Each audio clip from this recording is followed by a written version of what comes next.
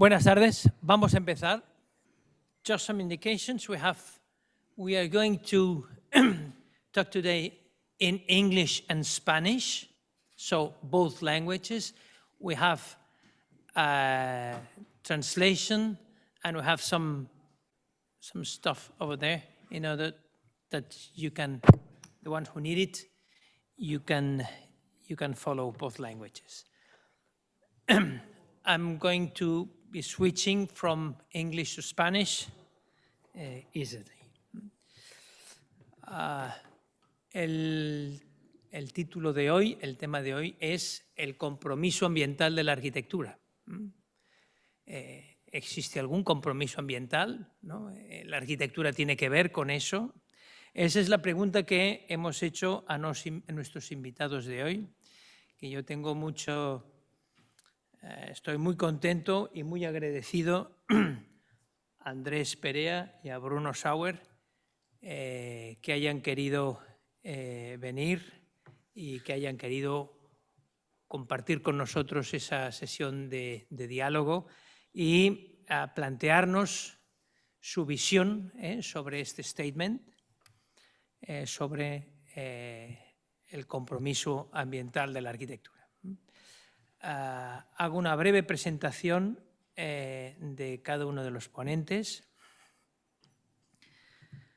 A mi derecha, Andrés Perea, arquitecto español, ¿no? de dimensión y reconocimiento internacional, educado en la Escuela Técnica Superior de Arquitectura de Madrid y profesor de proyectos durante muchos años en esa escuela, yo diría mítico profesor de proyectos en esa escuela, además de la Universidad Europea de Madrid y otras universidades en el extranjero. Además, además de la pala de profesor, él es arquitecto en ejercicio profesional y ha construido edificios muy significativos y que han merecido, digamos, la atención, digamos, de la crítica, de la profesión y de las instituciones. En su caso, digamos, arquitecto inquieto, ha sido uno de los pioneros, uno de los que más ha trabajado en esa unión o en esa interacción entre lo que es arquitectura, ¿no? y el compromiso medioambiental. Ha participado en muchos concursos, ha recibido diversos premios. Me gustaría simplemente señalar el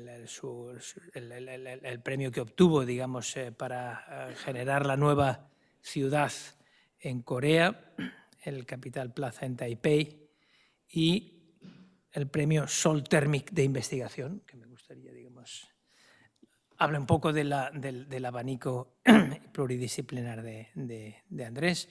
Y finalmente Andrés es socio fundador de ASA, ¿no? de la Asociación de Arquitectura y Urbanismo, y por tanto, digamos, relata un poco de su compromiso en ese sentido y forma parte ahora del comité científico. Gracias, Andrés. A mi izquierda, Bruno Sauer. Bruno es arquitecto belga, ¿no? Estudió en la Escuela de Arquitectura de Amberes y tiene luego un posgrado en la Universidad Politécnica de Cataluña. Tiene un pie, digamos, en lo profesional a través de la sociedad Bipolar, especialmente ligado al urbanismo. Bruno es también el director general del Green Building Council España y forma parte del Consejo de Dirección del World GBC. Ha sido profesor de la Universidad Europea de Valencia y es también, digamos, un arquitecto comprometido, ¿no? con el pensamiento y la acción en el tema ambiental, ¿no? Y participa, digamos, ha participado, digamos, ha requerido en foros internacionales y también como interlocutor, ¿no?, de la Administración, que últimamente en Europa, ¿no?, y en España se pregunta o requiere, digamos, criterio sobre este ámbito medioambiental. Yo lo dejo aquí. Andrés. ¿Vas a traducirme tú, segunda? ¿Cómo vas a hacer? No. Hay una traducción simultánea para los estudiantes que lo requieran a través del pinganillo, de forma que tú hablas en castellano tranquilamente. Muchas gracias. Es un honor estar aquí. Cierra un ciclo de muchísimos años en el que empezó con este señor y conmigo en una mesa parecida en Bilbao hace 30 años. Había una conferencia que nos invitaron a varios arquitectos, Emilio Tuñón, José María Torres Nadal, bueno, un servidor, Juan Herreros me parece, y estabas tú. Cada uno nos explicamos nuestros proyectos. Y ahí había un señor que yo no conocía, que empezó a hablar, a alarmarnos y a reivindicar que muy bien, que éramos muy buenos arquitectos, que aquello estaba muy bien, pero que había un mundo que se venía abajo y que estábamos perdiendo y que teníamos que comprometernos con el medio ambiente y con recuperarlo. Fue un alegato que a mí me conmovió, tú lo sabes, y cambió el rumbo de mi vida profesional. Desde entonces hice lo que tú decías que teníamos que hacer. No sé si bien o mal, pero he querido recordarlo aquí porque cierra un ciclo y me gusta que no queden expedientes abiertos. Bueno, dicho lo cual, vamos a ver, fundamentalmente Bruno Sauer envió una serie de puntos que contestaban a preguntas que vosotros habíais hecho, los estudiantes, como motivo del debate, ¿no? Y a la vista de que Bruno Sauer las ha contestado perfectamente, yo procuré dar otro sentido a mi intervención que tiene que ver, y así la defino, con la ecología.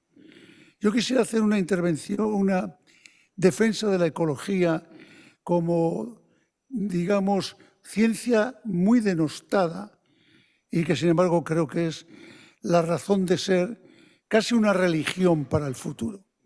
La Real Academia de la Lengua Española, que nos ayuda a entender para qué dicen las palabras, qué contienen las palabras, dice que la ecología es la ciencia que estudia la relación de los seres vivos entre sí y con el medio ambiente. A mí me parece una definición bellísima. Relación de los seres vivos, en este caso, relación de los seres humanos entre sí y con el medio ambiente. Si no hay un objetivo de defender, proteger, incentivar la relación de los seres humanos entre sí, no hay ecología. Es decir, que a mí me parece que este es un salto importante. Y inmediatamente la relación de los seres humanos que están en conexión, en comunicación con el medio ambiente, para todos ellos, en todo caso, gestionar una alta calidad de vida.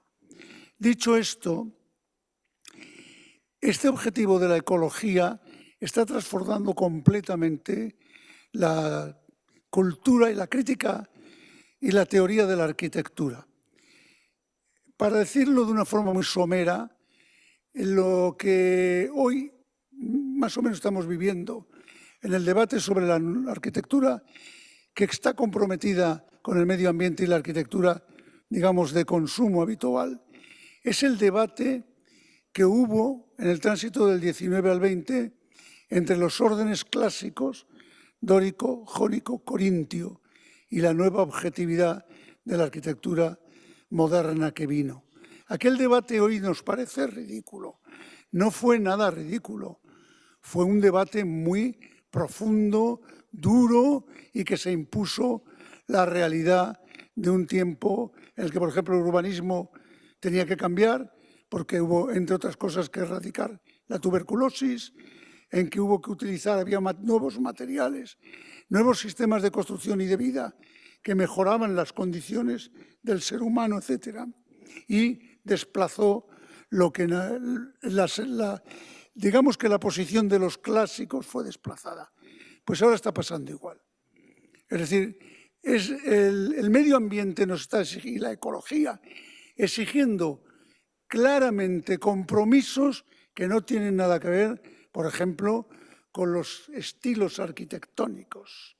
Ya no importa si esto es purista, si es deconstructivista, esto ya no tiene ningún sentido, porque son tan importantes lo que tenemos que atender, nuestro compromiso, que han de cambiar la teoría y la crítica. No se puede ya hablar de estilos.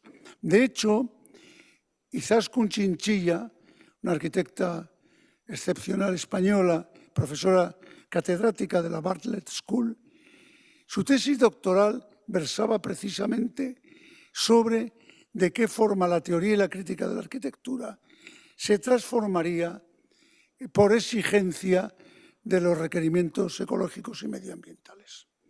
Eso daré el dato, os mandaré un dato sobre esto para que lo difundáis, para los que quieran entrar en la tesis doctoral, que es una maravilla. Bien. Pero no solo esto, yo creo que digamos que todo ha de cambiar tanto, hasta un punto curioso. Yo tuve una experiencia de una conferencia en la Universidad de Pavía, que había una sala llena con 1000 y pico personas, una mesa con filósofos, ingenieros, arquitectos. Cuando me tocó el turno, yo dije, ¿quiénes de ustedes son arquitectos, por favor? O arquitectas, levanten la mano. Y levantaron la mano prácticamente toda la sala, más de 1000 personas.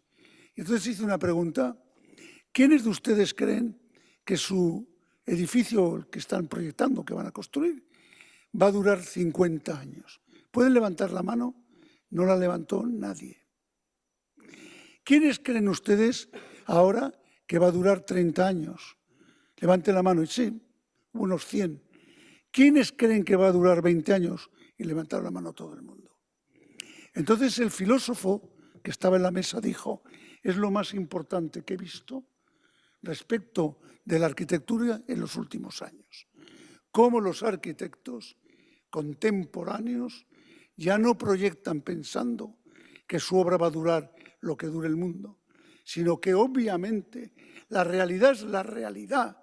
La dinámica social es tan poderosa, tan fuerte, que no se puede plantear este asunto como un cheque en blanco para que la obra dure eternamente. Y aquí viene un asunto que voy a abundar en él. La fecha de caducidad de la arquitectura es material creativo para el arquitecto ecológico o para el arquitecto sostenible. Es material creativo. ¿Cómo se desmonta? ¿Cómo se reconstruye? ¿Qué se hace con ello? ¿Qué forma tiene la arquitectura comprometida que con la velocidad del tiempo que pasa tiene ya lugar en la expresión formal de la arquitectura? Y para ello, para ejemplificarlo, me requiero a trabajos de Andrés Jaque, que por cierto le he dicho que lo iba a exponer, manda muchos recuerdos y dice que encantado de que exponga su obra. Aquí tenéis una reutilización de una pieza de riego, se llama Pilop. Este es un sistema de riego agrícola muy conocido, no sé si lo identificáis, que Andrés Jaque ha hecho con él una operación para utilizarlo como lugar de referencia en el Matadero de Madrid.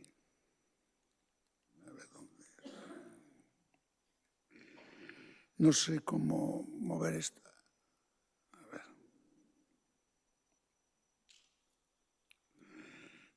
¿Puedes decirme cómo estoy dando donde me has dicho? Pero... Espera avanzar. Vale. Bien, aquí tenéis. Luego es curioso cómo la herramienta de acercamiento, de exploración proyectual también es totalmente distinta. Aquí no hay plantas, secciones y alzados, si no hay una documentación gráfica que tiene este valor que veis.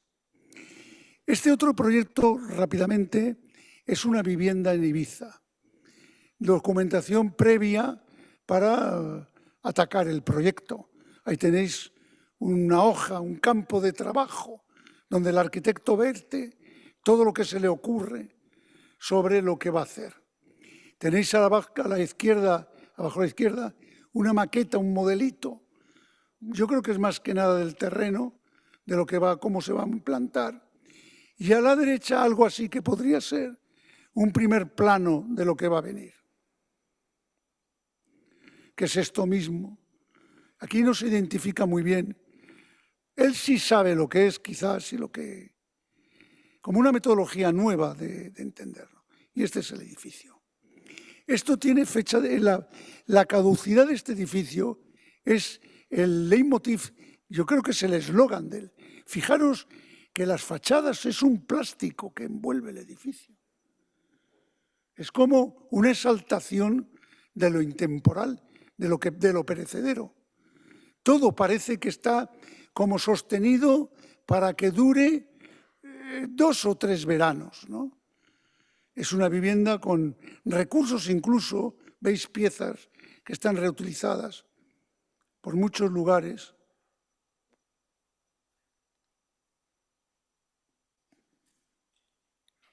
Lo siento, pero soy un torpe pasador de ahora.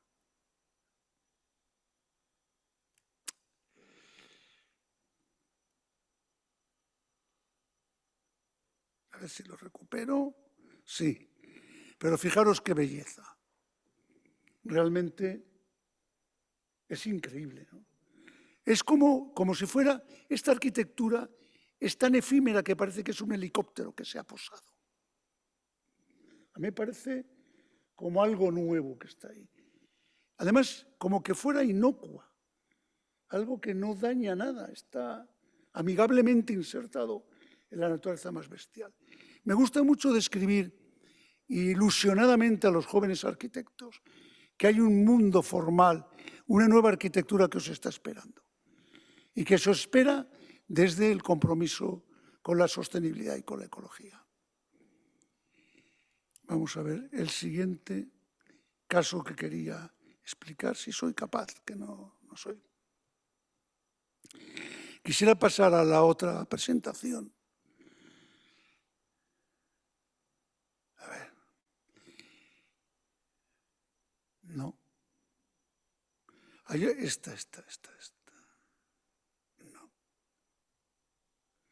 Pero es la aula abierta. Esta. Bien. Este otro caso habla del rol del arquitecto.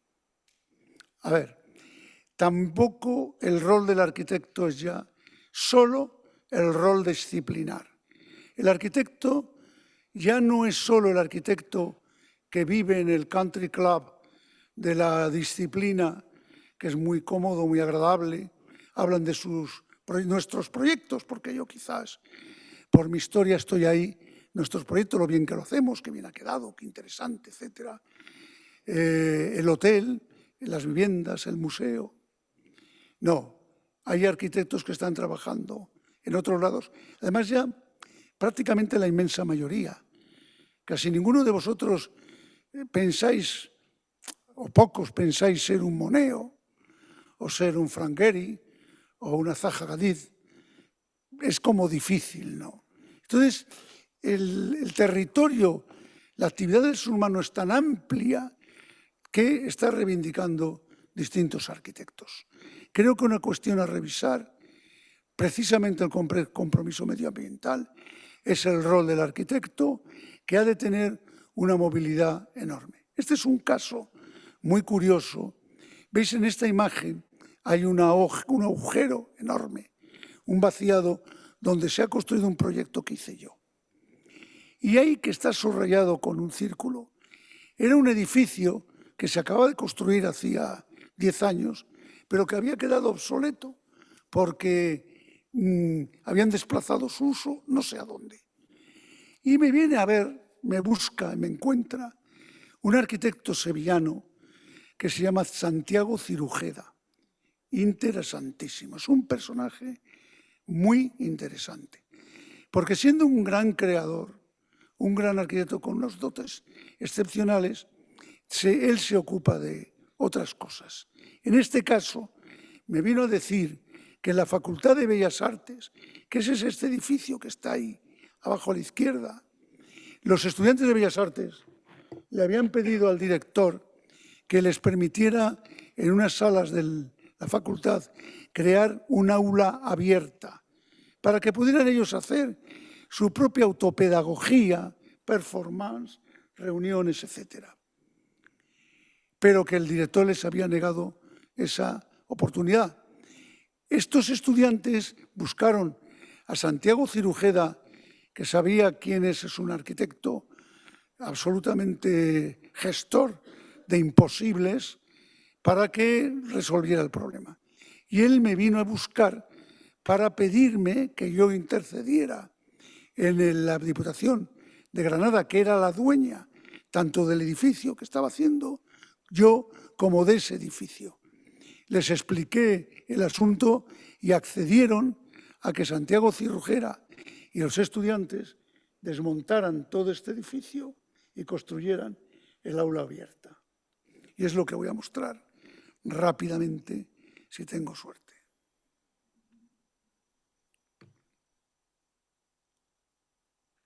Bueno, era el edificio como estaba.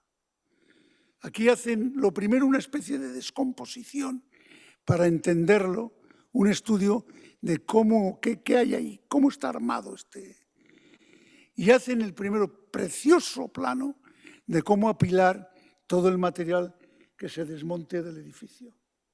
Aquí tenéis, es que me parece, y además que es un plano precioso, es un plano bellísimo, creo yo, un documento de cómo se apila los aislamientos, las chapas de la cubierta, etc. Hace otra cosa muy importante Santiago Cirujeda, diseña todo el material que necesitan los estudiantes para transformarse en obreros cualificados y por hacer la obra. Dibujos de Santiago Cirujeda.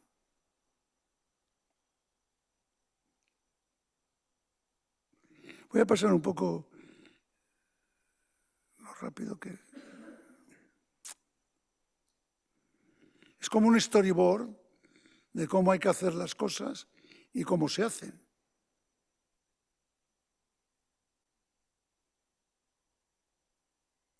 Aquí vemos el proceso de desmontado del edificio.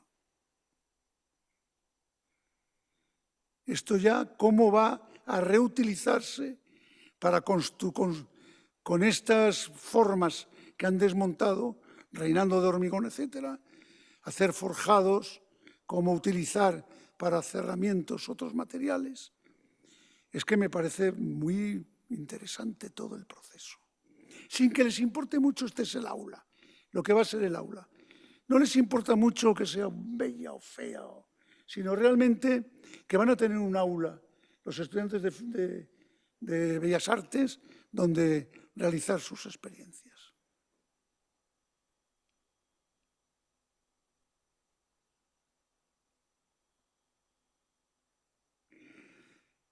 Es una bellísima historia, creo yo.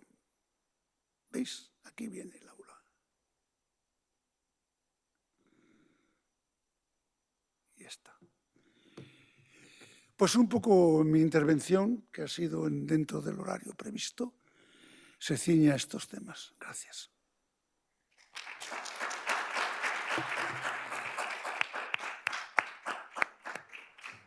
Gracias, Andrés. Bruno, let's go. Yo voy a andar, si puedo. Very well.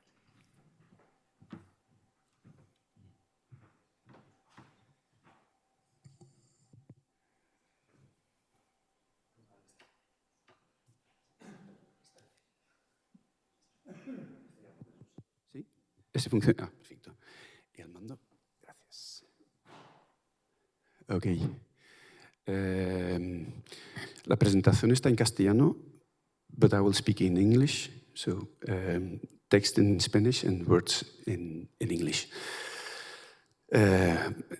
Andrés, en primer lugar, gracias por la presentación. Como siempre, es un lujo escucharte. Y vais a ver, you will see it's a different presentation. I think we are completely complementary in that sense. I think at the end, all the questions will be just summing up the both consensus that you heard. I made a presentation which is called Limits to Architecture. It's, I think, the second presentation I do with the title. Until now, it was always saying tendencies and opportunities and urgencies. And I said, yeah, it's time to speak about other things. Let's speak about limits on architecture. This is just a small follow-up. First of all, Google is not everything. Second, international style, we finished. We reached the limit. What is our society saying on this moment? World Economic Forum, the United Nations and Netflix. Climate change, are we stupid or ignorant? Then I have to speak a little bit about Green Building Council. Limits to the architecture and saying things. Why do I say Google is not everything? Just 2 slides on, everybody lives nowadays with Google constantly. If you look up some information, you first go to Google, so we think it's everything. And I suppose when you go to a conference like this one and you see my name, I mean, nobody really knows who I am, so I said, yeah, most of them will write Google. And then you have this. It makes no sense, absolutely, it's nothing to do with me. So I substituted all these images for what really is important as a person, as an architect, when you work on sustainability. And the thing what Andrés was saying before, that sustainability and ecology makes no sense if there's no relation between people, between persons, and between nature, our natural environment. That's something that you will see over here. First of all, a bicycle is, for me, the element that survived, that made me surviving during 30, 40 years thinking. It's the best moment to be creative and to think. I'm an urban planner more than an architect. That's the second image. The city is complex, is probably the most important issue for the next decades to work on. Reading, very important. Don't stop reading, never. It's a very important exercise. I'm Belgian, but I lived for 20 years in Valencia, so I started cooking paella, and I reached it. I mean, it's important. I'm saying paella, but it's more important cooking. Cooking is an activity like architecture. You have some ingredients, and you just compose them, and you have to be creative. And depends what you have in your hands. You have to be really something, to make something interesting and nice. But the most important thing is the next one. You have to communicate, and you have to be together with people to share dishes, to share the lunch and eat. I'm building my own house since 10 years, which is bringing architecture and thoughts to practice, the best laboratorium that you can do. I think what Santiago Cirujera did with the students, that I'm doing that for 10 years already. Dancing, contemporary dancing, it's something I was always dreaming of, but I will never reach it. Communication, that's what I said before. That's the basis of really going forward. If there's no communication between people, we will never reach the end, and we will never reach where we have to be.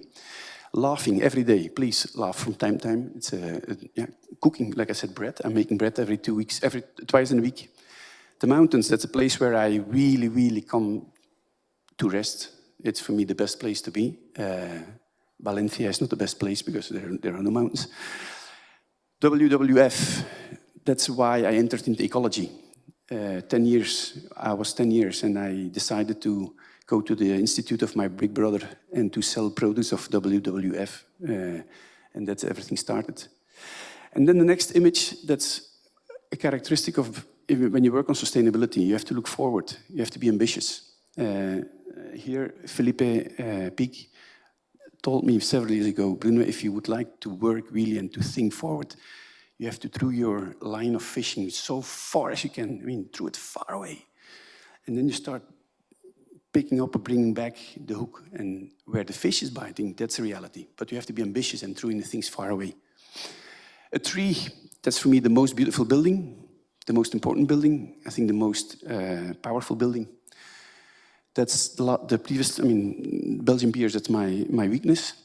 And then don't stop writing, just like reading. So all these things, what I'm saying is important to understand, because if you work on sustainability, you have to understand complexity and diversity.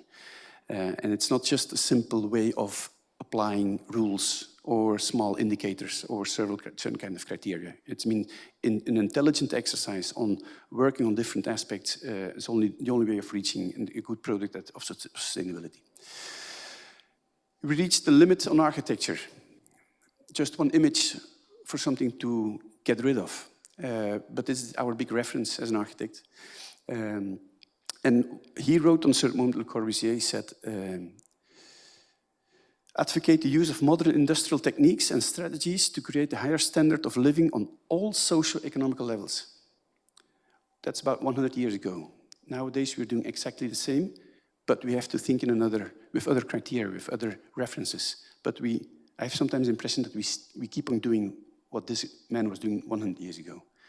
And that has to be stopped. I mean, we can't do these things anymore. This is no architecture anymore. Another reference, and that's the reference that I would like to make, it's quite important, and 50 years ago. 50 years ago. I don't know if you're used or if you're familiar with the Club of Rome. Do you know what's the Club of Rome? Please, can I see some hands going up or not? Who knows what's the Club of Rome? The Club of Rome was founded in 1970, 1968, I think, or something like that. Yeah, 1968, by an Italian industrial, a Scottish scientist, and a small group of people from the academic world, civil society, diplomacy, and the industry. And they came to the conclusion that there are certain limits in growing. And they asked to the Massachusetts Institute of Technology, the MIT, to do a study, because there are limits to growth in our planet. That's 1970, 50 years ago. And they celebrated 2 weeks ago the 50th anniversary. And they published a book, and one of the graphics in the book is this one. It was one of the first big exercises on simulation of data. How do we look to the future? And you can see it's from 1900 till 2100. And they did it in 1970. That means they were more or less over here. Let's say 50, 70 over here, okay? What's in this drawing that exactly happened? I mean, all these indicators, that's more or less what they predicted. It's 50 years ago. It's a reality. What is our society saying about these things? Because I don't want to speak anymore about the past. I would like to speak about the present. First of all, World Economic Forum. Who knows this? The World Economic Forum, they are giving every year a report, which is called the Global Risk Report. In that document, they collect the opinion of thousands of people, politicians, academici, normal people, industrials, entrepreneurs, architects, technical people. And they ask, what do you think are the main risks nowadays in our society? And I think as an architect, you have to understand risks, because what we're doing is somewhere trying to reduce risk as much as possible for the future. And then they make a certain kind of drawing, this one, in which you have impact, low to up, and likelihood, which is, yeah, it will happen or will not happen, little or quite a lot. Let's have a look on this one, and let's see what society is saying. First of all, infectious diseases. That's what we had 2 years ago. But then, failing of climate action. That's the second highest risk considered by economical society. Loss of biodiversity, crisis of natural sources, damages to the human environment. Look to the 5 first or 6 first ones, and there's nothing about economical crisis or risk. That's only coming, the crisis of debt. That's the first one. So that's the first reference from the economical world. The second reference is coming from a political, more strategy world, and everybody knows this one. I'm not going to explain it. These are the SDGs. The SDGs, they were set in 2015. in 2030, everything has to be done, and we are just midway, okay? And we didn't do anything, or more or less nothing. These are the 17 goals. I'm not going to explain them. 2 of them are institutes, 5 on the physical environment, and 10 on society. And all these ones, there was 170 challenges that has to be fulfilled somewhere. All the ones in green are directly related with the built environment. Directly related with the built environment. They are directly related with the built environment. I just repeated, directly related with the built environment. Who read all these 170 challenges, targets? Someone? It's easy. I mean, Google, and you find them. And then the third reference is Netflix. Who's watching Netflix? Yeah, suddenly everybody watching Netflix, perfect. I really recommend to watch this documentary. It's called Breaking Boundaries, or Romper los Límites in Español. It is spoken by David Attenborough, a famous BBC voice, and it is a documentary which is created by a Swedish scientist who was linked to the Stockholm Resilience Center. Okay, what are they doing? They did a study during many, many years on what are the limits of our planet. Does anybody saw this one? Do you know what I'm speaking about? 9 limits of our planet.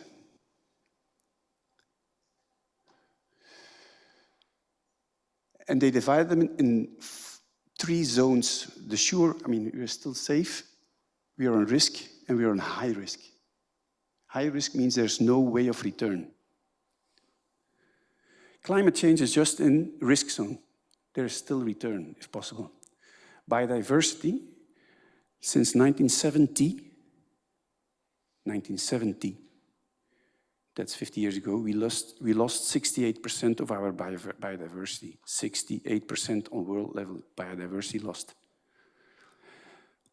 That means there are species you can't recuperate. Climate change, you can reduce temperature. You can't recreate a species which is not existing anymore. Okay? These are our limits of our planet. And these ones are directly related with our built environment. Who's working on them? Are you working on them? When you do a project in the School of Architecture, are you working on these things or not? I'm just going to speak about one of these limits, climate change, because it's the most important one and the most important one to work on, because climate change is affecting on biodiversity, is affecting on water, is affecting on all the other limits. I know everybody's convinced that we have a climate change. I'm not going to convince you. I'm just going to give you some more scientific information to make it even clearer. I'm going to show you 2 statistics. One is a video, which is showing you the evolution of greenhouse gas emissions, CO2, worldwide, since 1960 to 2017. It's a video. Did someone see this one? Do you know this? Never seen before? This is something which is moving every year, and you can see everything in blue is Europe, Russia, gray is United States, the different colors, India's red, China's red, Africa. And these are the absolute numbers. We started with 150 million tons per year, United Kingdom. And in 1900, we are already about 1,200. You can still, USA is now the leader in 2020s world wars, and it's moving. And we will see where we end up in 2017. You can see that the first red one is entering, China. Canada is entering, but it's still quite European stuff, no? There's coming China again. Some years they dropped because they had no information. Japan, China, Russia, United States. Germany is here, okay. United Kingdom, Poland, India is coming up. And we're at the end of the 20th century, more or less. And now is China coming. Look to them. Where we go to?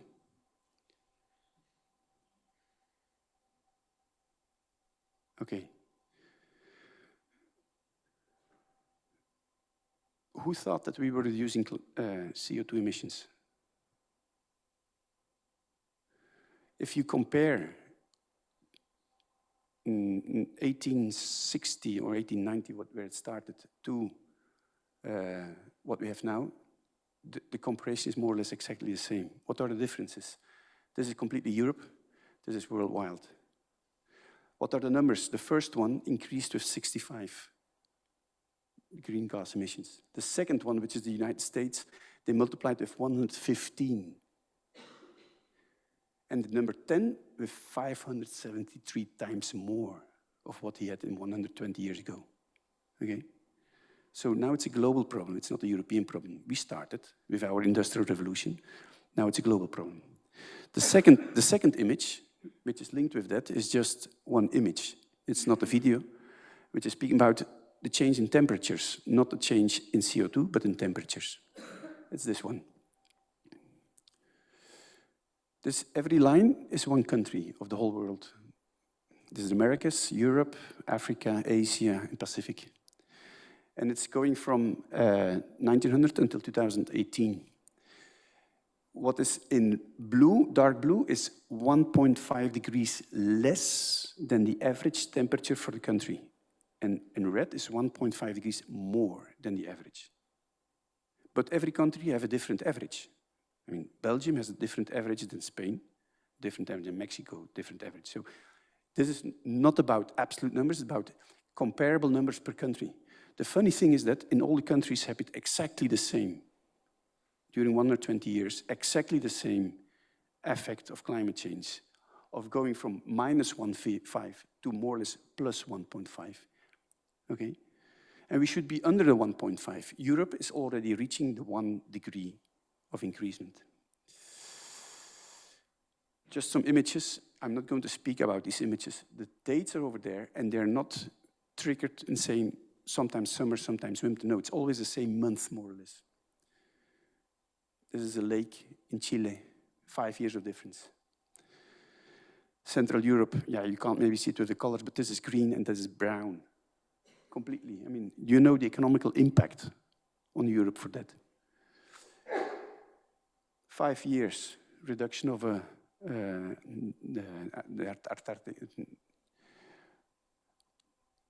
the Arctic ice mass is reduced from 84 to 2012 completely. You can pass with boats and traffic.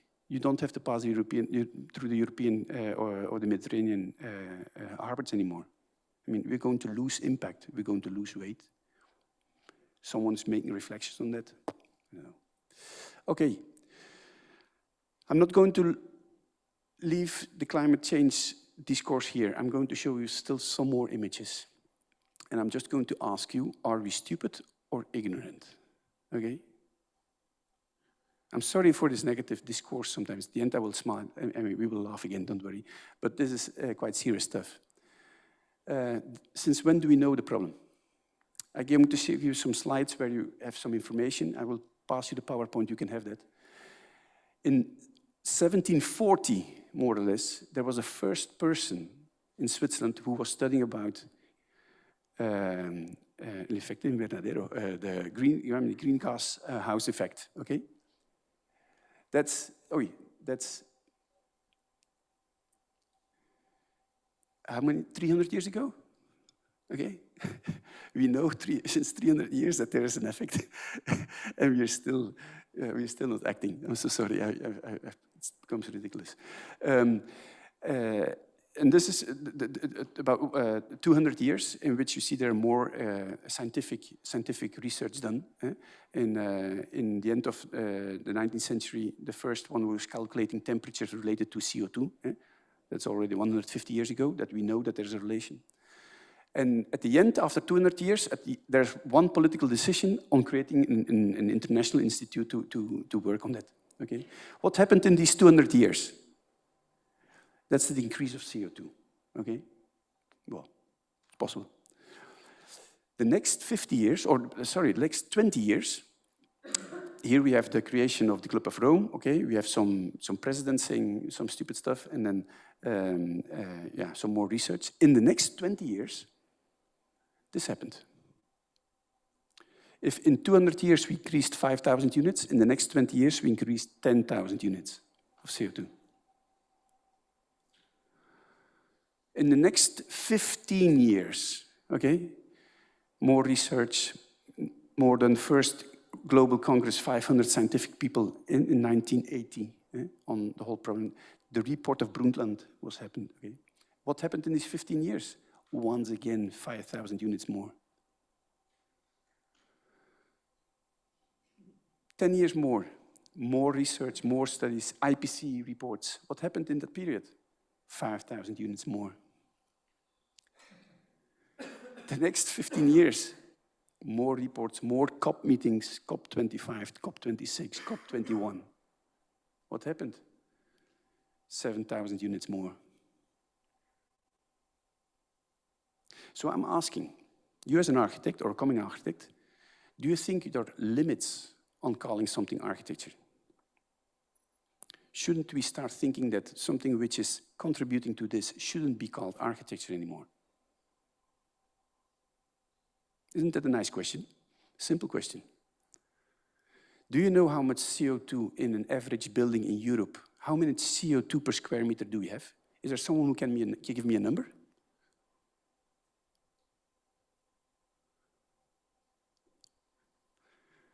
The average on this moment is established on 1,500 kilos CO2 per square meter. 1,500. In building with materials and in use during 50 years. Energy consumption.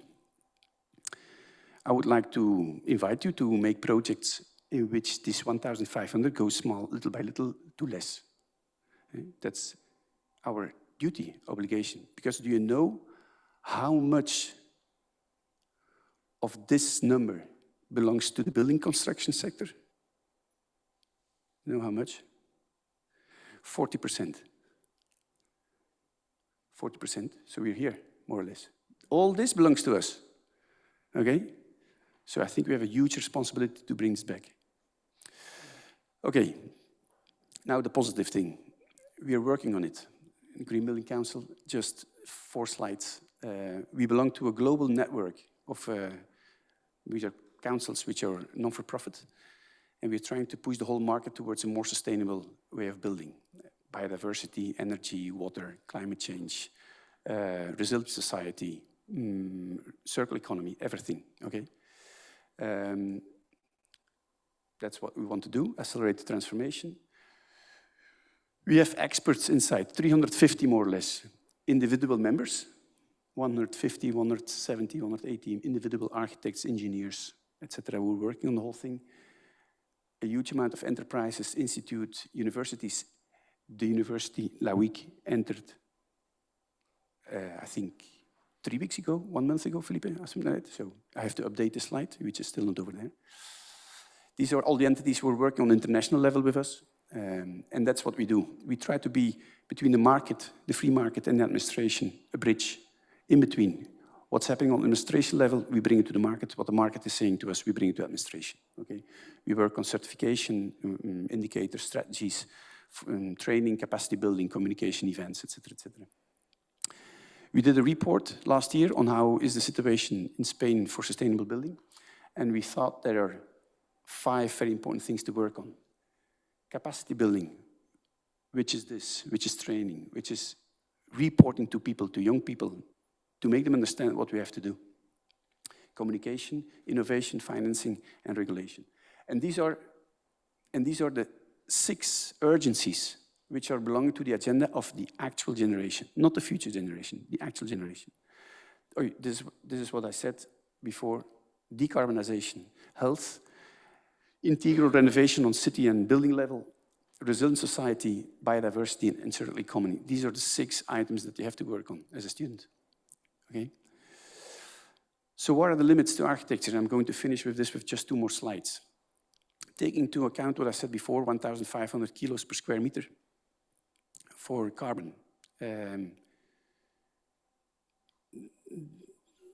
Can you call this architecture or not?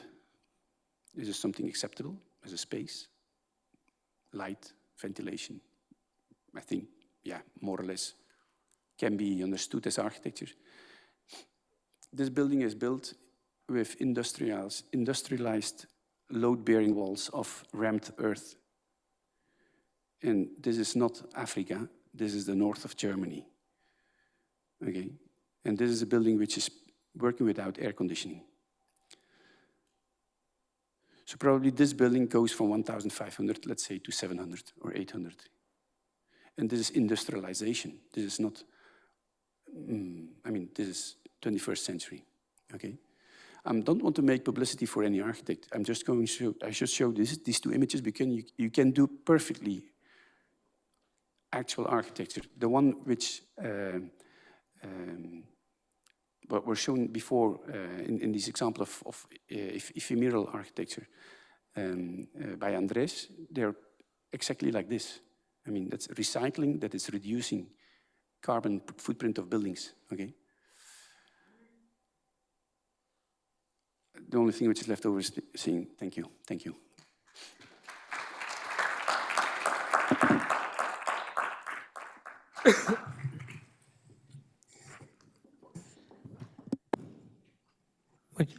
Thank you, Bruno. Muchas gracias, Andrés.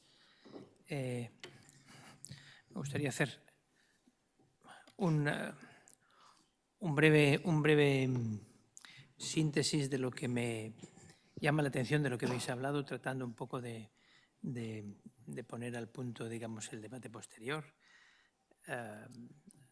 Andrés, digamos, la definición de ecología, ¿no? Que en realidad es relación entre seres humanos, ¿no? Entre seres humanos y con el medio, me parece que es una definición muy esencial y que en realidad denota algo, digamos, que permanece, ¿no? Como esencia de la arquitectura desde el principio, ¿no? Y tu reivindicación sobre la dimensión creativa de esos aspectos, digamos, no de añadir cosas o no de poner trabas a la imaginación, sino al revés, de estimular la imaginación. Es campo de imaginación y de proyecto, ¿no? Y que, por tanto, la ecología o la dimensión ecológica impacta en la formalización de la arquitectura y en su expresión, ¿no? Y, por tanto, puede ser, digamos, una puerta hacia una nueva arquitectura, una nueva manera de hacer arquitectura. También subrayo, digamos, lo que hablabas de que no estamos ante una dimensión disciplinar, ¿no? Sino, o más bien, supongo, estratégica, operativa, antigramatical, ¿no? Es un punto de libertad, de abrir el foco y no de congelarlo, ¿no? Y me quedo finalmente, digamos, de lo que tú decías, o yo intuyo, digamos, de que algo nuevo está empezando, de alguna forma como eco de otras cosas que empezaron también en el pasado, cuando se pasó, ¿no? de un entorno neoclásico hacia un entorno moderno, ¿no? Como sería, digamos, la arquitectura racionalista, por ejemplo. Por tanto, es un momento positivo, excitante, ¿no? y optimista, el que lanzas y el que te agradezco, digamos, también que eso sea en una escuela de arquitectura, digamos, donde todos son promesas, ¿no? In your side, Bruno, I guess that you show that being an architect means to be a lot of things and not an archetype. And more, we are taking out old archetypes and must be open to what's coming, which is something different maybe, or a lot of different things. You also make reference on the past, so many things were announcing the things that are happening now, even about 200 years ago, and more what's happening is something that has been said. And now we are leaving some politician concerns, so politician acuerdos, no? That are settling and agenda that architecture is involved on that. You were saying that in GBC, so a lot of things, we probably can do some things alone, but most things we cannot do alone. So some bottom-up organization must be settled in order to change things. And politicians and institutions need this kind of institutions in order to know what do they have to do. And then you were talking about real effects of climatic change, that we can feel it, we can see it. And we must put some limits on that. And architecture must be developed inside these limits. And the question should be that this limit should be the aim of a project, no?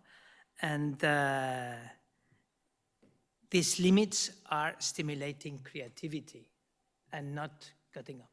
So as far as we know, maybe architecture is starting with this kind of limits.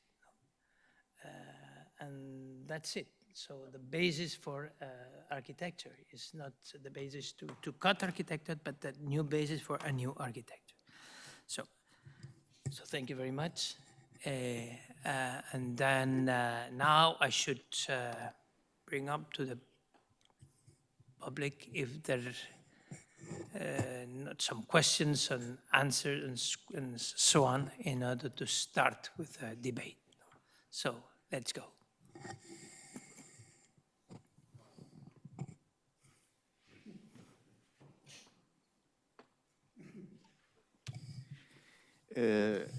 ¿En castellano o en inglés? Okay. Sí, muchas gracias, lo tengo que decir. Es perfecta. Oh, okay, so I will start with some thoughts about what you said, because I think it's really coherent with what just happened a couple of weeks ago, that for the first time the Pritzker Prize was given to someone that doesn't show like a typical architecture design that was like for the previous prize, right? This is a very significant change. This is now like the biggest prize of architecture, the most mediatic prize of architecture is given to someone, some project like that. And it's coherent, and I think it brings us to something that Andres said, and also you, Bruno, highlighted in different ways. So we're facing a change which is like now culturally accepted. So we're on it. It's not like something that might be a style, might be something that might be, no, it's right now. So my question for you two, actually, there's, I mean, more for Bruno, which is like working on it with the Green Building Council, is are we, as architects, are we ready to, do we have the tools to do this? Is the sector ready to do this? I mean, are we able to design with these tools? You show numbers. Do we know as professionals how to use those numbers in a project? And I want to end up with also some consideration. Are we teaching these tools to our students so that they will be ready to face this challenge? Thank you.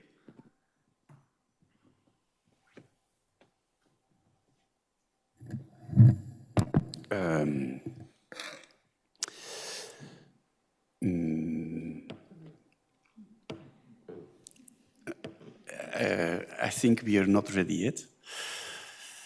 But I don't want to give the image that architecture should be defined completely by numbers. I think that's the first important thing to be said. I think architecture is always something that an important portion of freedom and creativity. The only thing is that the rules of the game are they changed. We have to take into account, I mean, intellectually speaking, that there are certain materials and there are certain forms, certain ways of designing which are not acceptable anymore. And we have to understand that your building is going to have an impact during 50 years when it is built. Let's say 50 years, because that's the standard that we use. But it can be 2 summers, like Andres Hacke was doing with that building, or it can be 15 years to recycle a whole building, which was the other project which was shown. But we have to start thinking that what you design is going to have an impact after that it is finished, and that's a change in how do you start building. And we have the tools. Yes, we have tools. They are not perfect. No, they are not perfect. We don't have all the information. No, we are starting, all of us together. It's for sure, if you compare a little bit the different places, Spain is still, in a European context, a little bit in the back at the end. There are other countries which are faster going and having more information and taking it more serious. If you see it on a world level, then Europe is quite advanced. So we are included in that. So it depends how you look. I think, yes, I mean, you have to have the tools. You have to have just having the understanding and just trying to make a certain calculation on what's, in this case, CO2 emissions related to materials and to the use of a building, you can calculate these things. Probably it's not exactly correct, but you can do calculations. It's becoming much more difficult if you speak about biodiversity, much more difficult. It's easy to say, how can I give a positive impact to biodiversity? It's much more difficult, what's my negative impact on biodiversity? It's much more difficult to calculate. Circular economy, we have examples of reusing, but I think circular economy is going much further than that one. And that's another debate. We have to start looking to our city as a new mining of materials, and don't bring materials from out of the city. Use the buildings that you have to rebuild other buildings. I think in the first place, it is an intellectual exercise that still has to be done. And I think everybody's ready for doing that. And there are every day and every month more and more data and tools that can be used. I mean, I don't have to explain anything to you. I mean, there are many teachers over here in the school who managing tools of simulation and criteria and indicators. They're just one tool more to do good architecture. They're not the absolute solution, but they're over there and use them. So, but in the first place, don't limit architecture to applying tools. I mean, that would be a big mistake. Bueno, me gustaría brevemente añadir lo siguiente. Ahora mismo, en mi modo de ver, mi opinión, estamos en esa etapa que a principios del siglo XIX le ocurría al automovilismo, que era que se desapareció el caballo, pero el automóvil era un coche, una calesa.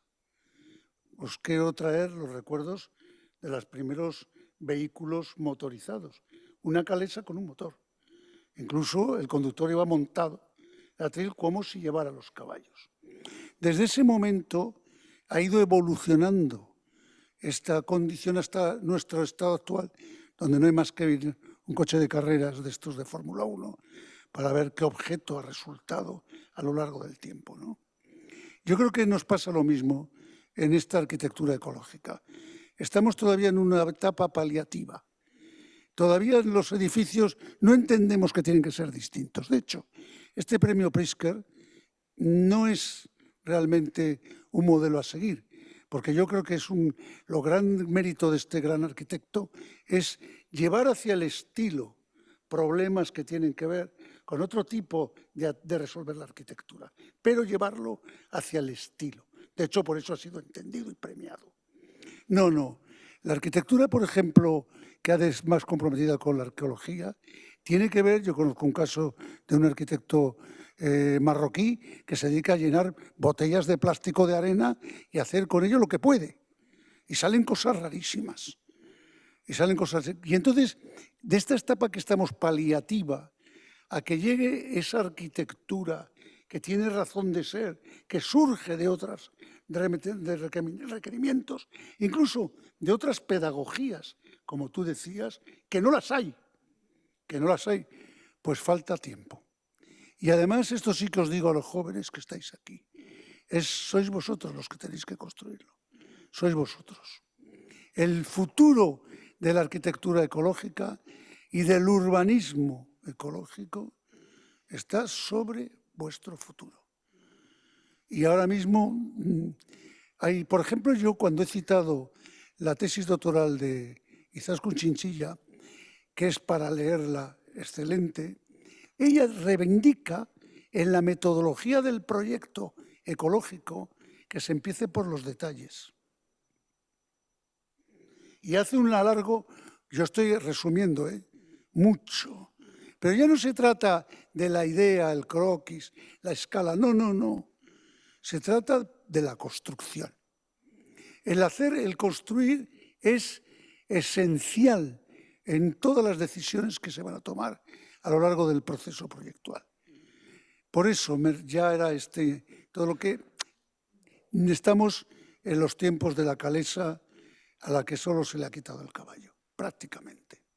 Lo que va a venir no tenemos ni idea, francamente, de lo que va a ser. Pero ese es alucinante, es atractivo, ¿no? Es maravilloso. Es maravilloso. Sí, es un futuro fascinante. Por eso. De hecho, posiblemente, como pasó en el pasado, ¿no? Digamos, cuando nosotros miramos la arquitectura de los primeros años 20, lo que salía en las revistas de arquitectura a la mode en ese momento no son los referentes que nosotros hoy en día identificamos con nuestro pasado.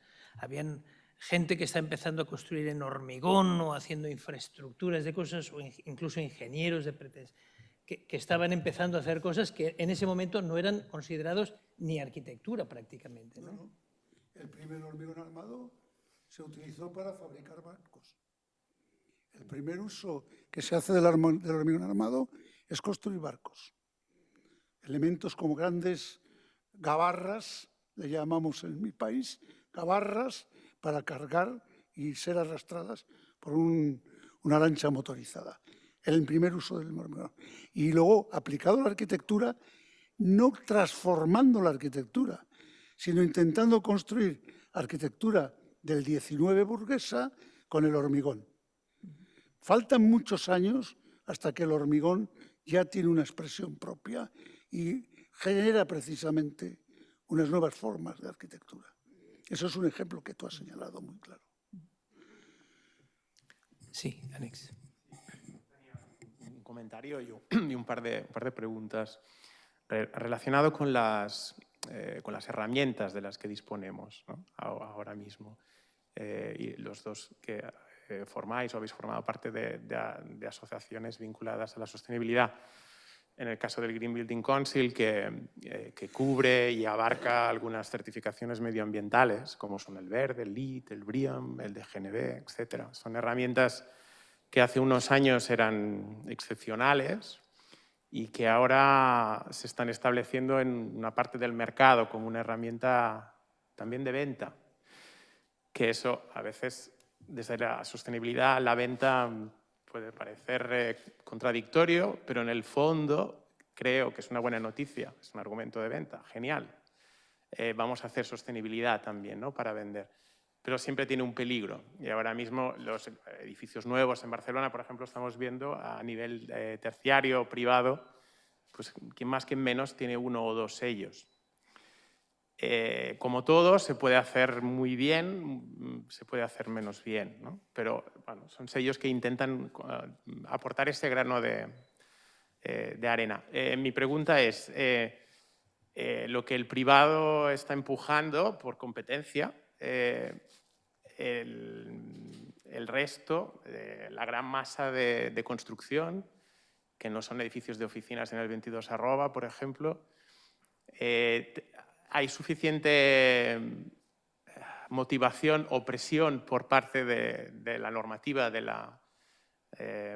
lo público para trasladar estas exigencias medioambientales a la edificación. Estoy hablando, por ejemplo, ya no tanto de energía, que nuestro código técnico pues, ha ido avanzando, pero de consumo de agua, de ciclo de vida de los materiales, esos aspectos muy cruciales que nuestras normativas troncales pasan por encima. Esta es una pregunta, ¿será suficiente con que el sector privado tire, traccione? ¿Cómo lo veis? Y la siguiente pregunta vinculada a la interlocución con los organismos públicos. ¿Escuchan? ¿Quieren realmente transformar? ¿Tienen capacidad para transformar? ¿Y cómo pensáis que podría ser esta relación público-privada para que sea efectiva realmente, ¿no? ¿Dónde focalizar las ayudas? ¿Ayudar a los fabricantes? ¿Ayudar a...? ¿Qué efectos de transformación pueden ser más efectivos? Bueno, yo, francamente, mi respuesta es muy, diría, crítica. Yo llevo enrollado malamente desde que este señor me abrió un rumbo. Creo que fui de los primeros que aplicó una herramienta torpemente al proyecto que os he enseñado de Granada, que fue el GBC, la Green Bindle, ¿cómo se llamaba? La canadiense. La Tool. Y la hicimos un poco a ver cómo tantear y aprendí mucho. Ahora mismo soy un apóstol de la verde. La herramienta verde para mí es la mejor. Lo digo claramente, está ceñida a nuestro país y sacar 5 hojas es casi imposible. 5 hojas de la verde es mucho más que la platino, de la LID y todo eso. Realmente os lo digo porque la he aplicado. La Embajada de España en Rabat está sometida a la verde y estuvo evaluada. Luego viene lo que es la segunda parte de la pregunta, le importa un rábano al Ministerio de Asuntos Exteriores. Pero no un puñetero rábano. Es decir, como este pirao que viene, es algo igual que conseguir que tenga energía positiva esa embajada. Está resuelto el proyecto. ¿Qué quiere decir energía positiva? Que le sobra, que genera más de la que necesita. Y está estudiado que se la pasara a la Cancillería. Les importa un pimiento. Es más, desecharon la propuesta. Eran tiempos de Soria, del ministro Soria, que ya sabéis lo nefasto que fue. Eran esos tiempos. Pero luego lo he visto en Galicia, las administraciones, los ayuntamientos, van a contrarreloj. Son puramente, a nivel científico, totalmente ignorantes. No saben lo que hay detrás de ello. Todas estas herramientas, la herramienta GBC, a mí la herramienta verde, el valor fundamental que tiene es el pedagógico. Es que quien haya pasado por la herramienta es otra persona. Es otra persona que evalúa la relación con el medio ambiente distinta. Y ya tiene como otra práctica, como si hubieran aprendido a andar en bicicleta, ya toda su vida tiene una forma, una cultura de ver las decisiones de proyecto. Os digo porque yo he usado, las otras las he explorado, incluso he aplicado en prácticas en mi estudio 5 herramientas sobre un mismo caso y os digo que francamente, no es porque esté aquí Bruno Sauer, él lo sabe, que siempre que puedo implico la herramienta verde porque creo en ella y creo en ella para el caso español en general, para nuestro clima. Esta es la realidad, lamentable, francamente. Y son ocasiones perdidas. El sector, el mercado, pues el mercado si vende con lead, vende con lead, vende con... No se entiende muy bien tampoco cuándo decide, cuándo no. No hay criterios. Yo creo que no hay realmente ni cultura ni ciencia sobre este asunto a nivel global en este país, porque en otros sí lo hay. Que esta escuela sea de las 2 que hay en España, que tiene una transversalidad en sostenibilidad, es un ejemplo, ¿nos parece? Cuando yo impulsé en la Escuela de Arquitectura de Madrid que hubiera una transversalidad, yo pedía que todas las asignaturas tuvieran el 10% de sus créditos evaluables por ejercicio de sostenibilidad, teoría de sostenibilidad, etc. Era muy fácil. Pues no, no lo aprobaron en el claustro.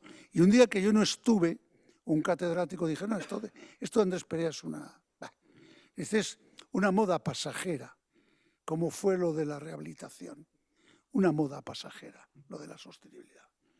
Este ha sido el criterio de la Escuela de Madrid, lo digo porque es público y notorio. Entonces, ¿qué es lo que está pasando en esta escuela? Y como os he dicho en el CEU, son ejemplos en este país escasos. Sin embargo, sale fuera Holanda, etcétera. Eso es otra cosa completamente distinta. La escuela de Delft, el motor esencial de la pedagogía de la Escuela de Arquitectura de Delft es la ecología. Ya está. Nos van a pasar por la derecha como no nos espabilemos. Soy muy crítico. Voy a contestar en castellano en esta pregunta porque se trata de normativa. Me alegro mucho escuchar a Andrés diciendo que la herramienta verde es principalmente pedagogía, porque nosotros lo miramos así. La herramienta verde fue pensado en su momento para realmente acompañar al proyecto, el diseño con criterios de sostenibilidad, con la posibilidad de certificar al final. Pero el primer objetivo es realmente tener arquitectos formados y darles un instrumento para acompañar el diseño, ¿no? Sobre la otra pregunta, me gustaría diferenciar entre dos cosas. Una cosa es la normativa y el mundo reglamentario, que efectivamente va por mínimos y probablemente no empuja suficiente y podríamos ser mucho más ambiciosos. La otra cosa es lo que es la administración pública como entidad que promueve o que tiene que actuar. Y en ese ámbito tengo que decir que hay cada vez más personas, y insisto en personas, individuos, que entienden la necesidad y que quieren ir más allá de lo que es la normativa, dentro de lo que es la propia administración pública. La mayoría probablemente coincide con la lectura de Andrés sobre el tema de que no hay ningún interés en ese. Pero hay cada vez más ejemplos, y aquí en Cataluña os puedo decir la AMV, la Diputación de Barcelona, la Generalitat en sí, el Ayuntamiento de Barcelona, País Vasco, entidades públicas a nivel estatal, en lo cual hay individuos que entienden la necesidad y son capaces de empezar a mover internamente ciertas cosas y poner algo más de ambición sobre la mesa. Y va muy rápido. Me sorprende muchísimo el impacto desde hace 2 años, lo que ha generado la política europea desde el marco Levels y desde el marco de la taxonomía, cómo gente de la administración pública realmente entienden que si no lo aplican, están haciendo cosas mal, para decirlo sencillamente, o no van a tener fondos. Entonces es oportunista, pero me da igual la razón, es que lo están haciendo, ¿vale? En ese momento hay 2 entidades públicas que yo conozco que piden en sus concursos un cálculo de huella de carbono. Y en la normativa no aparece. No está. Ojalá estará en la siguiente revisión del Código Técnico, pero en ese momento no está. Y hay 2 administraciones públicas que yo conozco que piden en sus concursos una aproximación a la huella de carbono. Yo creo que eso está bien, ¿vale? Y estoy feliz porque utilizan la herramienta verde para hacer el ejercicio, ¿no? Entonces, ahí hay realmente una unión de esas cosas, ¿no?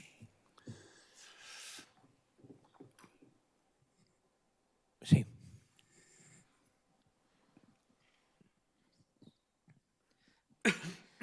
Hola, buenas tardes, gracias. Hay un concepto que ha lanzado Andrés, que lo encuentro interesantísimo, porque además es que ya no es que rompe el paradigma, es que ya se ha acabado el juego de la arquitectura, entendida como la teníamos entendida, y es que es el concepto de caducidad.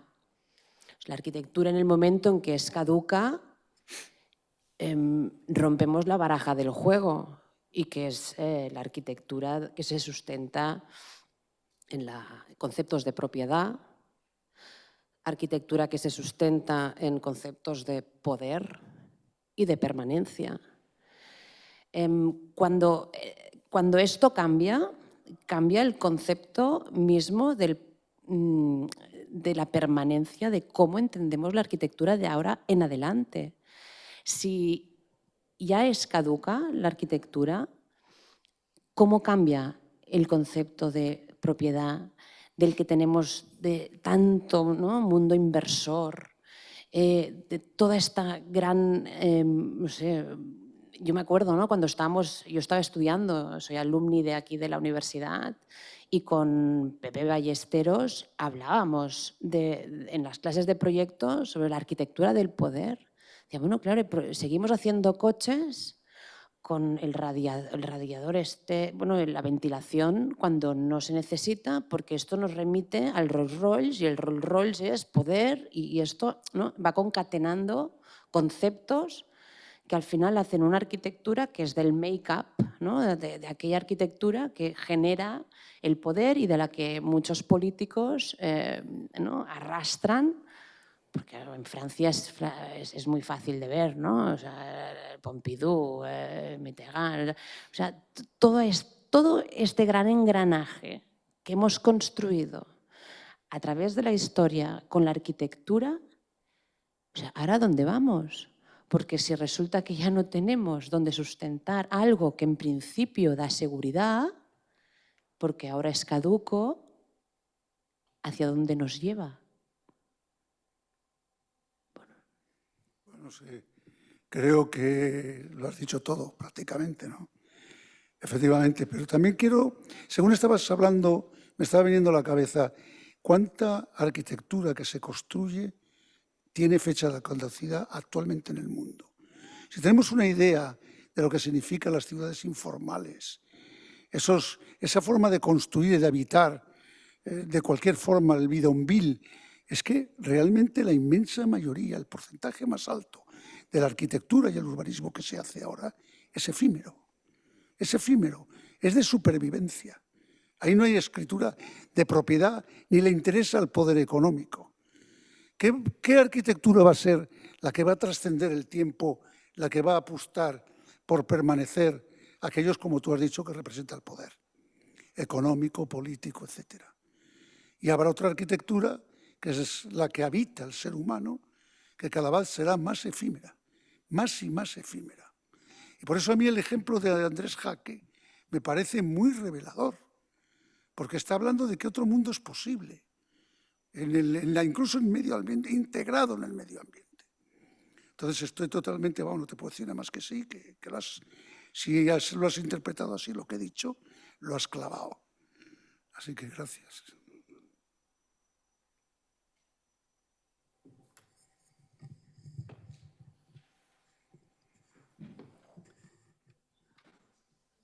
A mí me gustaría lanzar, a través de lo que habéis...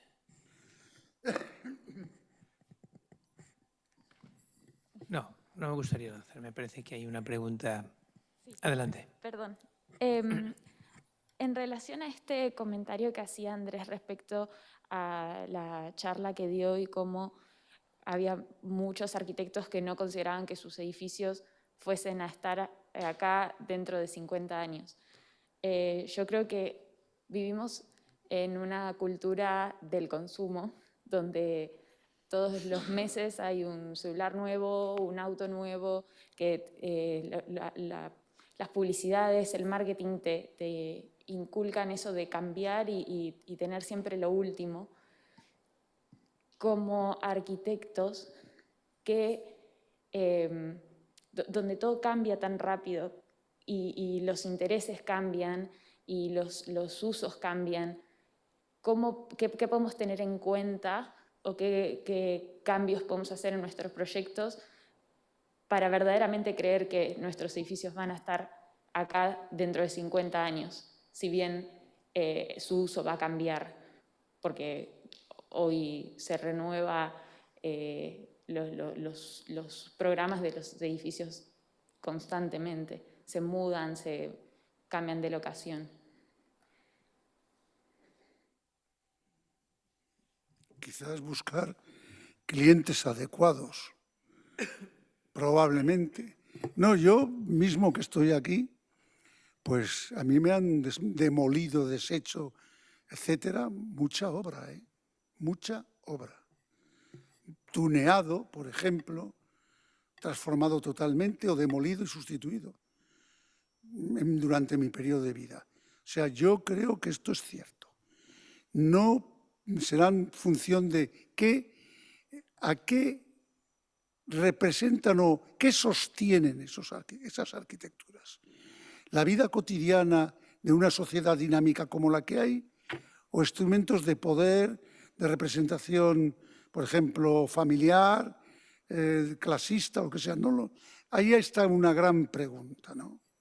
Obviamente, probablemente una instalación o una obra como un recinto ferial, pero es que ni eso creo yo que va a durar 50 años. Es que, ¿tú crees que el ¿cómo se llama? Foro que hay aquí en Barcelona, Foro se llama, ¿no?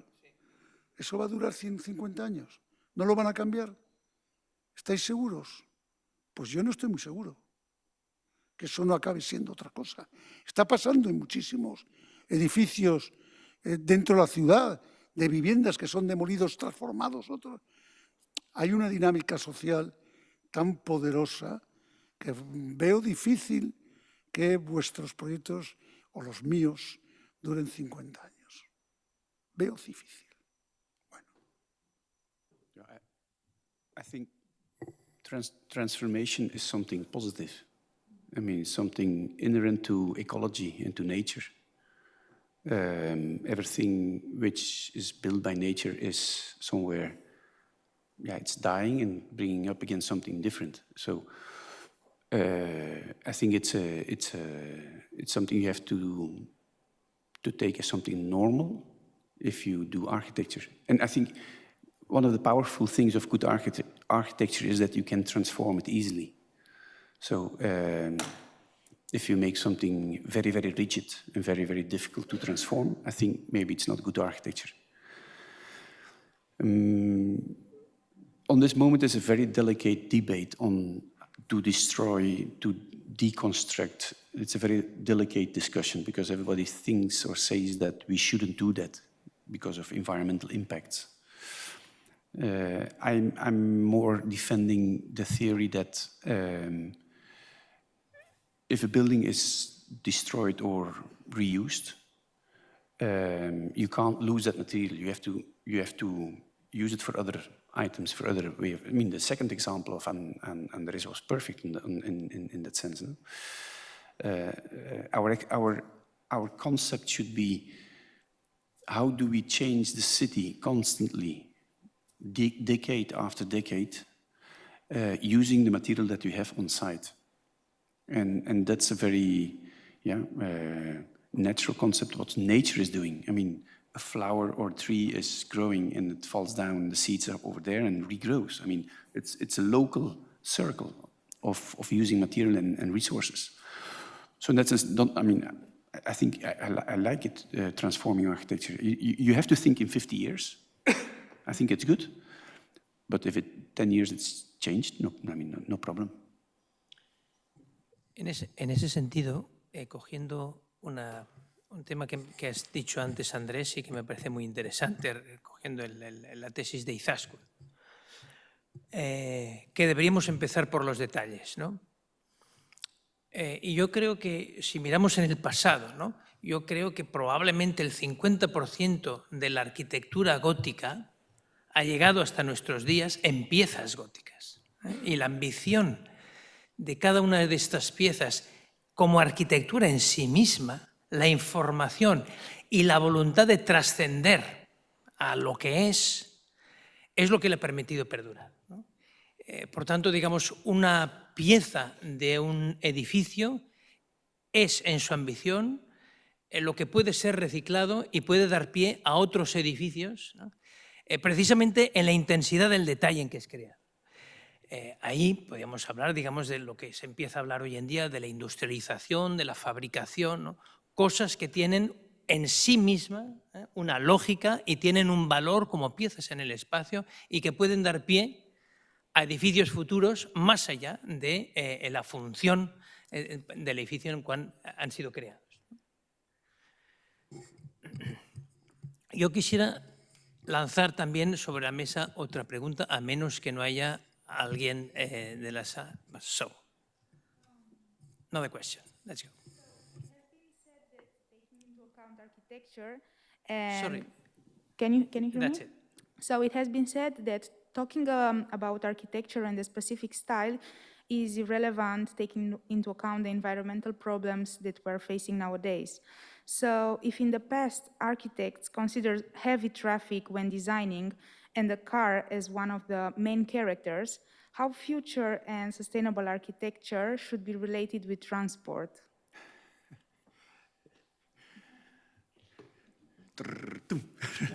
Solved.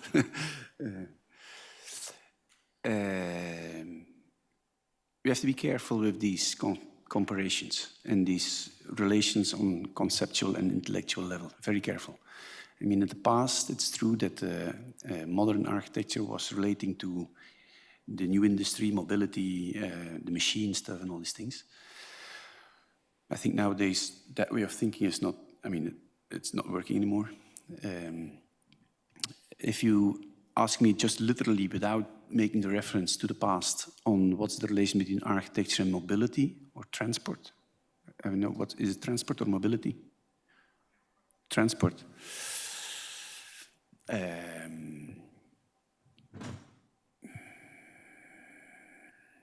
Yeah, I mean, transport is completely related with the city, first of all, and with persons. And architecture is just one of these small things which is creating your city, besides the society and the mentality of people, which is together creating a city. I think transport, yeah, transport is something inherent, but I wouldn't relate it to architecture anymore. I mean, it is for me completely separated. It is just the functional stuff. What is much more interesting to discuss is how do you work on transformation of cities, thinking on decentralization or centralization of activities. And then it's related with transport, but that's as a second or third element coming into the discussion. And I'm saying that because nowadays in Spain, there's a huge debate starting on how do we develop everything which is out of the city, because we are losing society out of the city. And their architecture has a very important paper to play, a role to play, you know. And then enters over there the discussion on transport. How do you bring people or materials out of the city? How is that sustainable on itself? But into the city, I think that discussion is not an element anymore. It is something which, yeah, for the territorial scale, yes, but on the cities, I don't think so. No relation.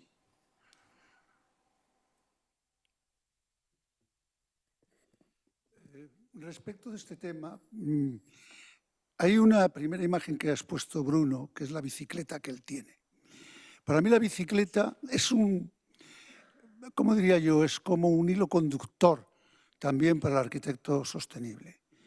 Yo no soy fundamentalista, no soy de los, digamos, interesados en la ecología que dicen que ya no se puede construir nada más que con adobe. No, yo creo que la tecnología es la puerta y la vía de la solución, como lo es la bicicleta. La bicicleta es una máquina perfecta. Yo creo que es como de las obras más brillantes del ser humano. Que con 7 kilos, un hombre que esté, o una mujer, en forma, pueden hacer en un día 200 kilómetros con su esfuerzo. Es que no sabéis lo que supone eso. ¿Os dais cuenta de lo que supone? Es algo milagroso. Porque todo está ahí. Es que además entender cómo funciona la bicicleta es sorprendente. Hay tanta ciencia dentro de ese cacharro, tan sencillo, tanta ciencia, desde cómo trabaja tracción, las ruedas, cómo son los... En fin, una maravilla de ciencia e ingeniería y de tecnología aplicada a la sostenibilidad.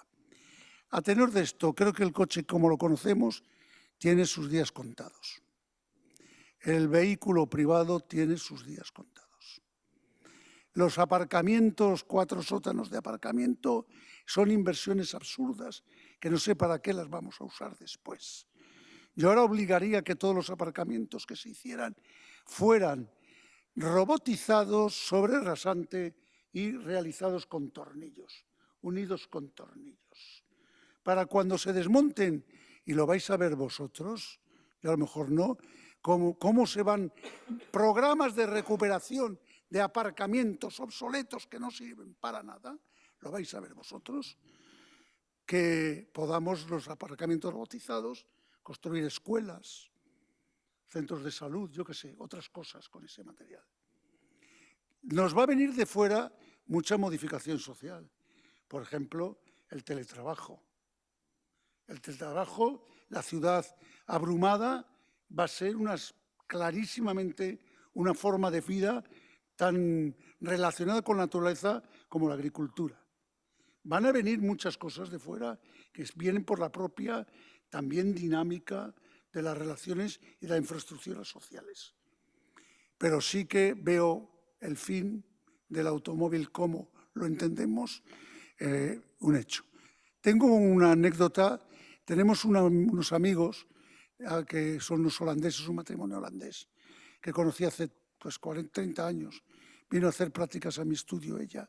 La mujer, tienen 2 hijos, son una familia bien situada en Holanda, viven en una ciudad preciosa que es Leiden, y tienen 2 hijos pues de 18 y 20 años, 22 años, sí, por ahí, que no tienen carnet de conducir.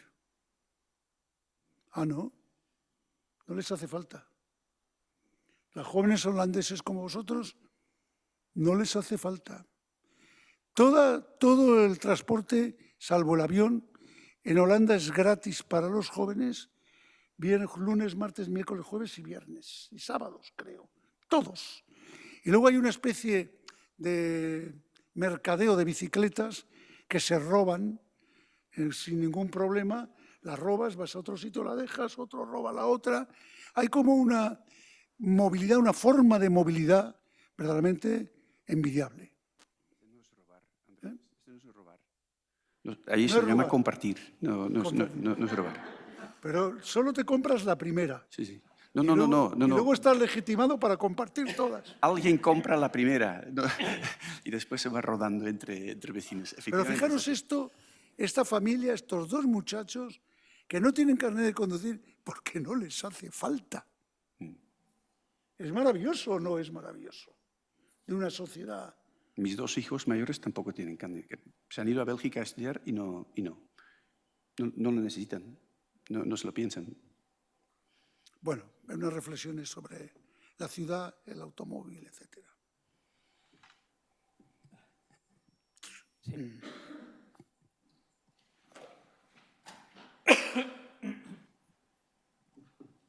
Hola, sí. Bueno, gracias por la charla, realmente es espectacular. Es como, yo creo que es el 4.º foro de este año y yo creo que el pilar del salto al vacío, del criterio medioambiental, es un pilar muy fuerte que cuando hablábamos al principio de todo este ciclo pivotaba alrededor de todas nuestras reflexiones y como que hoy era un día realmente especial, ¿no? Todos lo son, pero realmente... Y como profesor, ¿no?, que somos aquí, hemos hecho muchas reflexiones también con Felipe, con Juan, etcétera, de cómo tendría que ser la docencia en una escuela de arquitectura en relación al environmental commitment, ¿no? Y mucho más allá de la asignatura de sostenibilidad, que es muy importante y que, como decías, Andrés, no todo el mundo tiene o de una forma transversal, ¿no? Yo os preguntaría, como personas que han dedicado su praxis arquitectónica y su vida, o los últimos 30 años al menos, al compromiso medioambiental, ¿cuál sería vuestra opinión de cómo deberíamos, los que estamos en el lado de la enseñanza, de proyectos o de la asignatura que sea, cómo deberíamos realmente transformar de una forma profunda la manera en cómo se enseña esto? Más allá de sesiones como la de hoy, pero para mirar al futuro, de cómo transformar, porque yo aquí sentado no lo sé, o sea, me cuesta. Felipe quizá tiene mucho más bagaje, ¿no? Pero a mí me cuesta mucho porque, y lo digo con la segunda reflexión, esto es más una reflexión que una pregunta, realmente el compromiso medioambiental, más allá de certificados o medir o de intentar, yo me lo comparo siempre con lo que intento hacer en el ejercicio profesional, ¿no?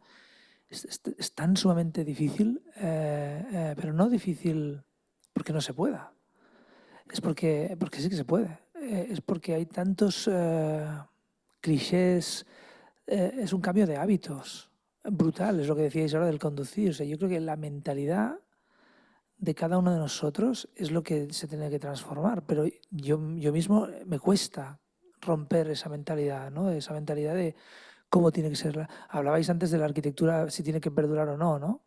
Yo empecé en esto cuando me apunté, hace ya 20 años o 30, no sé. Yo quería construir algo porque para mí la arquitectura era una manera de influir en la morfología de nuestra ciudad y en la morfología en el espacio que vivimos, y con una especie de anhelo optimista de que podría contribuir a dejar huella en este mundo, ¿no? Quizá la mejor manera de contribuir en este mundo es no dejar huella de carbono o de la que sea, para que se reciclen los edificios que hacemos, pero no esa visión clásica de hacer una pirámide o de hacer una catedral gótica en el sentido perdurable de la arquitectura. Eso es un cambio de mentalidad muy grande, entonces cuesta muchísimo, pero también la propiedad privada, el movimiento, la movilidad individual, particular, asociar una serie de muchísimas barreras que romper. Salvador Rueda, cuando hablaba de la movilidad en Barcelona y de las superillas, hablaba de cambios de mentalidad para conseguir romper con la mentalidad, mucho más allá de otras cosas, ¿no? Bueno, en fin, pero sobre todo la primera pregunta es, ¿cómo imagináis vosotros que deberíamos los docentes y gente que está diseñando planes de estudio, o cómo deberíamos abordar esa cuestión fundamental de cómo enseñar esto, ¿no? Si es que la hay.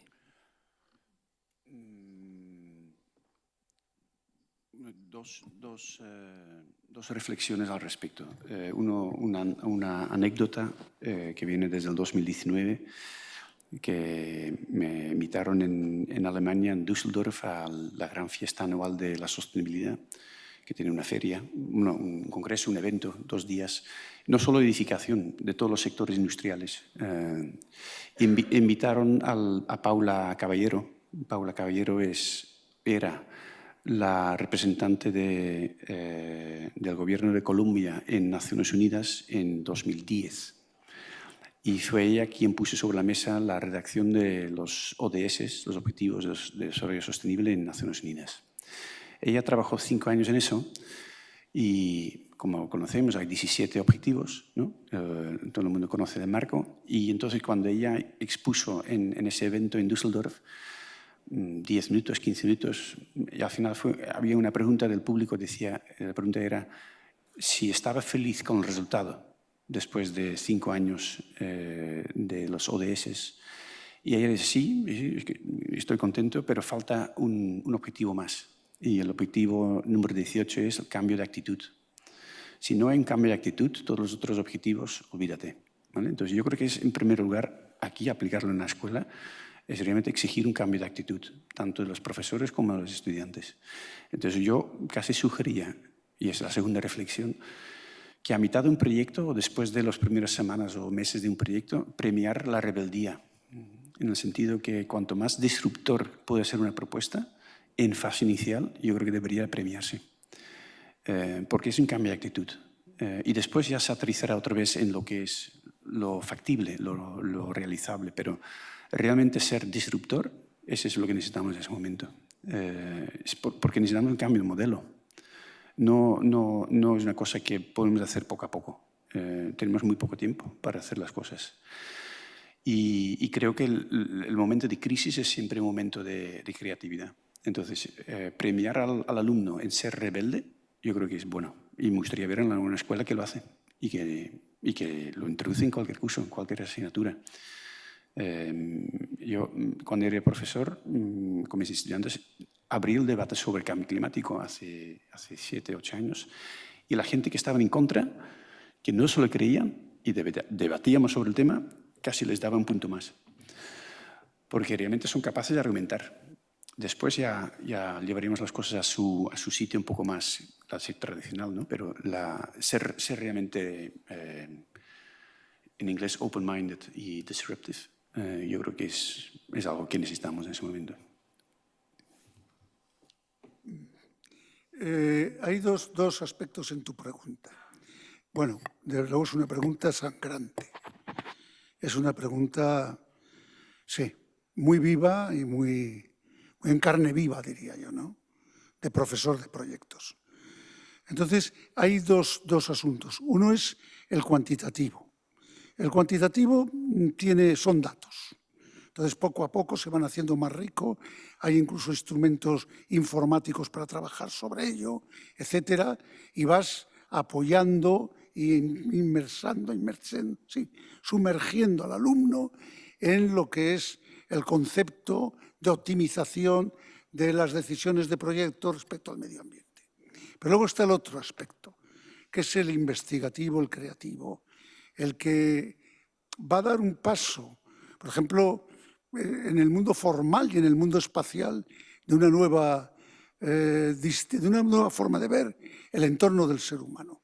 Y eso es un largo camino, muy largo, y en el que hay que ser muy modesto y echar a andar con los trabajos de los alumnos, viendo qué pasa, qué ocurre, qué aparece, por ejemplo, en algún caso como lo que he señalado de Andrés Jaque, puede ocurrir que hay un estudiante que dice, caray, esto es verdaderamente novedoso y no tendría sentido si no se estuviera definiendo y decidiendo comprometido con la ecología, con la sostenibilidad.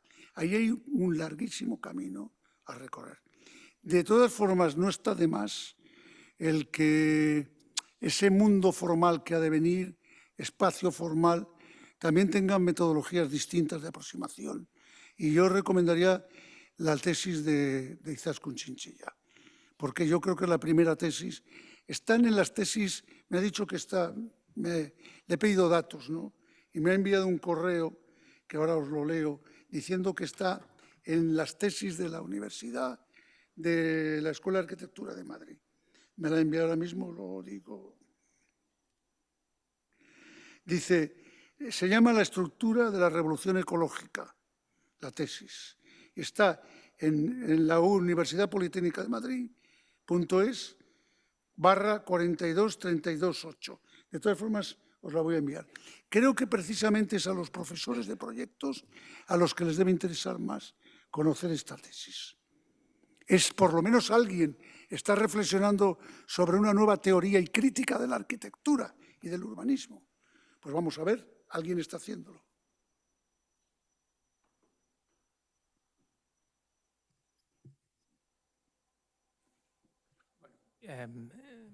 Es la hora. Yo, al menos, no sé si estos debates, lo bueno es que no acaben por derribo, digamos, y que todos nos quedemos con ganas de continuar, y de hecho continuamos reflexionando sobre ello.